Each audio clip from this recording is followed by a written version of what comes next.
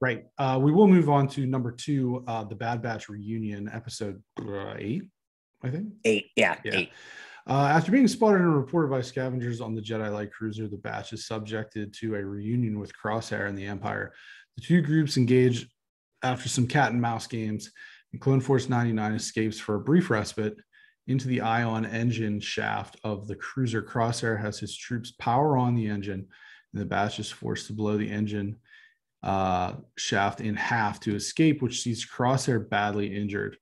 Hunter and Omega are separated from Wrecker Tech and Echo and make it back to the ship, only to find famed Western stylized bounty hunter Cad Bane, which is another Clone Wars cameo, and his trusty droid Todo 360, who are dispatched by the ministers of Kamino to retrieve Omega.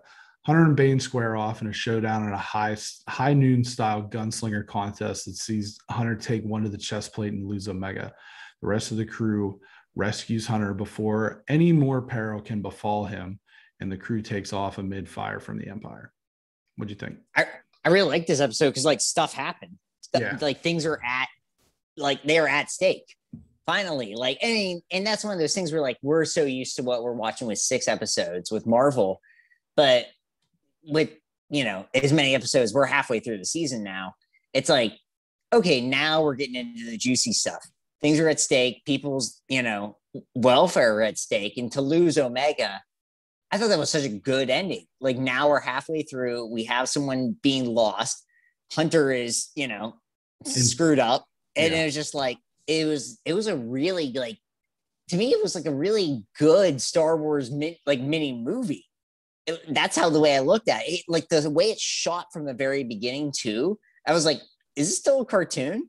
It looks so cool at the very beginning. I thought this one was the most stylized of these episodes so far too. It just looked very much like we're taking this a little more seriously now because we're halfway through. And like, if you've stuck through it this long, maybe now we're going to play more to the adult crowd than the kid crowd. You know, that's how I looked at it. I thought it was a more adult episode just because so many things were at risk.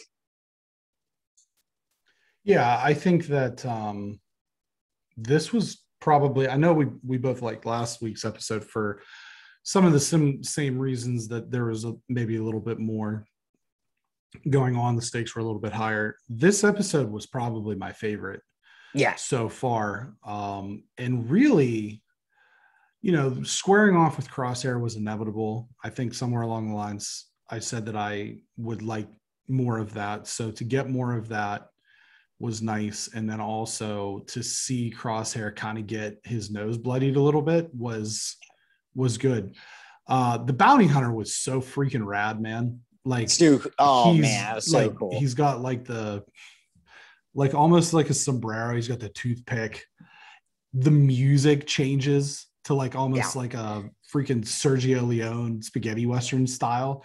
And then they do the whole thing, and he's got like the gun tricks as he's reholstering and everything. Like that character to me was standout, was really what took a good episode and made it great. Yeah. So, and I know, like, I've seen online, it's like a lot of people have complaints with the Bad Batch is just a cameo machine. There's a new cameo from the old series every week, this and that. And yeah, I get that. And maybe it's a little bit more exciting for us because we don't have the history with the Clone Wars or Rebels and everything to see those characters. It's maybe a little bit more exciting than it is for people who are just like, oh, this is just a way to, you know, make cameos or whatever. But I really liked it. I honestly, because I watched them back to back, I think I like this episode more than I like Loki this week, honestly. Yeah, I agree. Yeah, I thought this was an episode that had more, you know, more stuff at stake, like I said already, but like I just felt it had more stuff going on. Like there was every character kind of seemed important in this episode. And, you know, in Loki, there was just 2 characters that had any sort of role importance, but this one was just, there was like an emotional connection to this episode, which is the first time I really can say that for this show. As much as I actually enjoy this so far, like, you know, it's a plus rating for me overall, but like this one was just like, oh, okay, things actually matter now. Yeah. And we're hitting that point where I don't know what's going to happen. And I like that. I don't know what's going to happen. I don't know how, I don't know how they go forward because a lot of things are kind of screwed up right now for them. And I like that. Yeah. There's 6 episodes left. And I just hope that at this point, it's just for the last 6 episodes, just pedal to the metal.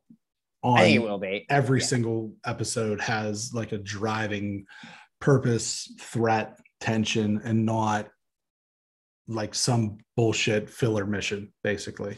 Because we've gotten, like in the early episodes, we definitely saw a lot of those. Right. But anyway. I just want to point out, this is like the funny thing is, with doing Seinfeld and stuff like that is, it's so funny. We watch seasons now that are, 6 to 10 episodes, and we're like, that's enough. And this one's 14 or whatever. And it feels long.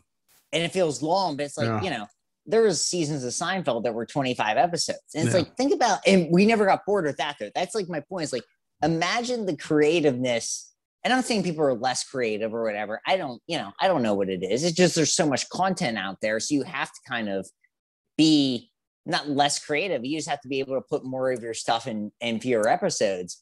But it's crazy to think that people are writing 25 episodes a season. And you had to make those episodes work because, like, it sounds funny to people that are younger listening to this. TV Guide, all those things like Entertainment Weekly, that really mattered every week to your show. So, like, kudos to these shows that can hang around for, 10 to 14 episodes, even though, in our era, 25 episodes was a thing. But 10 to 14 episodes is still tough. I couldn't do it. I would love to write a sitcom. 10 to 14 episodes. It's a lot of it, too, is money. You know what I mean? Right. Especially with these things with like Disney and Star Wars and Marvel and I mean, even HBO and stuff like that, because you have the same, like, what's the budget for a 24 episode season of Seinfeld, even adjusted for inflation? It's gonna be a fraction of what it is for something like Loki, The Mandalorian, Game of Thrones, anything like that. You know what I mean? So part of it too comes down to. But even like Curb Your Enthusiasm seasons, which we'll get into when we talk about Seinfeld. But it's like those are only 10 episodes, and there's nothing going on there. It's one of those funny things where it's just like it's hard. It's just actually hard to write TV episodes. Yeah, sure. And the premium networks like to keep their seasons shorter. Sure. Too. Right. Because like even the Office is 24, 25 episodes a season. Yeah. So, but anyway. Kudos to people that write TV episodes. I just want to point out, it's hard. General. Yeah. Yeah, that's very tough. Kudos to you guys for doing it. Thank you.